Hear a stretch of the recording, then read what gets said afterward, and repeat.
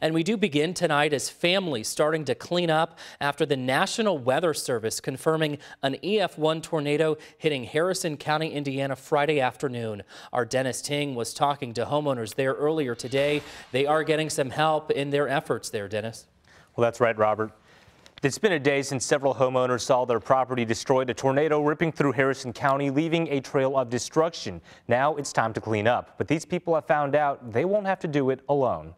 The light breeze Saturday afternoon feels comfortable on a summer day. Just 24 hours earlier, tornadic winds ripped through this Harrison County home. This was just unreal. The twisted metal, snapped trees and debris. This picture of the aftermath of Friday's storms taken from the home of Deanna Brock and her husband. I had this favorite old hickory tree out there that's, if you look right over there, you can see it. It's huge. It's been there since before this house was built. There it is now on the ground.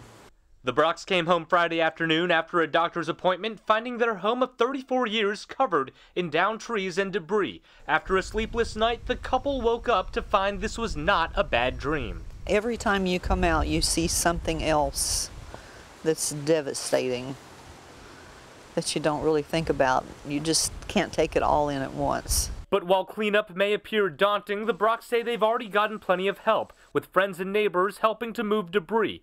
A friend named Artie even lending his bulldozer free of charge. Cleared out the trees and the debris in the front of the house so that the electric company could come in and get a pole set and get our wiring back up so we'd have some electricity tonight. But these aren't the only pictures of the storm's aftermath. These stacks of bottled water and food at the new Middletown Volunteer Fire Department tell another story of compassion. Unbelievable the amount of food, water, and support we've got from the community that hasn't been involved in this. These volunteers have been busy preparing meals and supplies for those like the Brocks, who face a long road to recovery. Just a small knit family around here, so you know, small community. It's encouraging to know that there's people that they're concerned about you and your well-being. Letting people know they don't have to go through this alone.